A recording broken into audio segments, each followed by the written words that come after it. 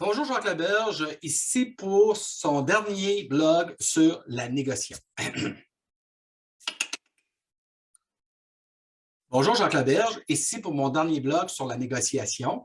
Dans le cadre de ce blog, je vais vous parler des profils de négociateurs. Moi, ces profils-là sont essentiels lorsque je suis en intervention en entreprise. J'aime savoir comment mes gestionnaires, mes équipes de vente vont négocier. Mes équipes de vente, là, c'est hyper important. C'est la profitabilité des ventes qui est sur la table. S'ils négocient mal, ça coûte cher. Au niveau des négociateurs, pas des négociateurs, mais des administrateurs, des gestionnaires, même point. Ils ne sont pas capables de négocier avec leur équipe de travail. On s'entend qu'on se ramasse avec des problématiques. Des fois, on va céder des choses, on va reculer lorsqu'on n'aurait pas dû. Donc, il est important de définir les profils de négociateurs de vos équipes de gestionnaires et de vos équipes de vente dans une organisation. Il y a trois axes de négociation, évidemment. Les trois axes de négociation sont les sens stratégiques, le sens de l'équité et le sens relationnel. Donc, le sens stratégique, c'est le couteau entre les dents, c'est je veux gagner ma négociation, je suis prêt à tout, on ne fera pas de prisonnier. Le relationnel, c'est le contraire, je suis le prisonnier. C'est la petite brebis qu'on attache dans un champ et qu'elle attend les loups. Si vous avez des gestionnaires et si vous avez des gens dans votre équipe de vente qui ont un sens relationnel, qui ont un des 6 profils de négociateur est le séducteur. Si vous avez quelqu'un qui est séducteur, vous ne l'envoyez pas. Vous ne l'envoyez pas négocier parce que vous allez perdre. Là. Vous allez à la guerre avec une bombe règne versus des tanks. Ça ne marche pas. Le sens de l'équité, c'est des gens qui cherchent les relations gagnant-gagnant. C'est souvent ce qu'on va essayer de privilégier dans une négociation, d'avoir des gens qui recherchent une solution qui est gagnante-gagnante. Parce que c'est comme ça qu'on construit des partenariats positifs, qu'on construit une relation gagnante pour tout le monde. Donc, le stratégique vise le gain. Le sens de l'équité, c'est gagnant-gagnant. Puis le sens relationnel ne veut pas briser la relation. Donc, ultimement, va être prêt à céder beaucoup plus. Puis dans le cadre de il y a 6 profils. On a parlé des 3 axes. Il y a 6 profils différents. Il y a un profil qui s'appelle aussi stratège. Il y a l'axe stratège puis le profil stratège. Donc, c'est des gens qui sont très bons en négociation parce qu'ils se préparent. Ce sont des gens qui se préparent le mieux. 5 sur 5 au niveau de la préparation. Face à face, un petit peu moins bon, mais ils sont persuasifs dans la moyenne, mais leur préparation les rend en fond des négociateurs ardus. Vous avez ensuite le profil qui est un profil manipulateur, mais mettons attention à guillemets, pas manipulateur dans le sens du terme, mais manipulateur dans le sens d'être capable d'amener l'autre à évoluer, à changer d'opinion. Donc, ultimement, c'est des gens qui sont en face-à-face excessivement bons et en persuasion très bons. Un petit peu moins de préparation. Donc, en profil de vente, c'est des excellents profils de vente. Ils ont un peu de préparation, puis on peut peut-être les aider au niveau de la préparation, mais quand ils sont face-à-face puis qui ont à persuader quelqu'un, ils sont solides. Vous avez un troisième profil qui est le séducteur, on en a parlé tantôt. Au niveau de la préparation, c'est 20% le score que ces gens-là ont en préparation.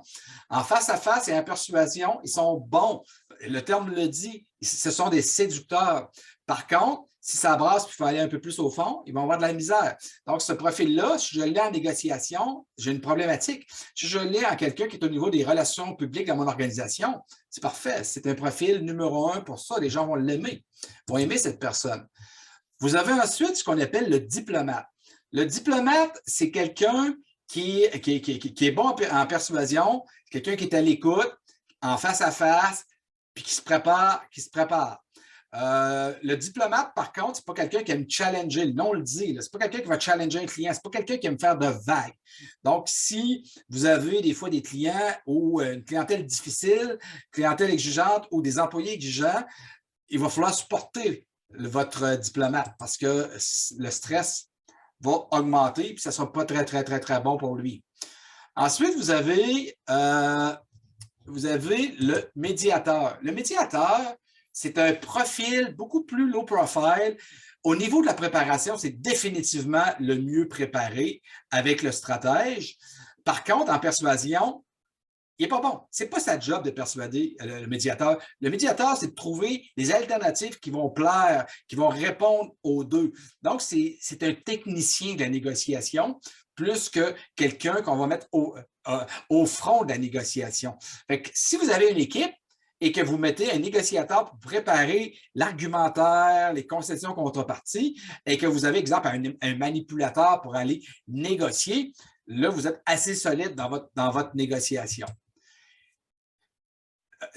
Le politique, c'est le dernier profil. Le politique, c'est quelqu'un qui est le meilleur en face à face.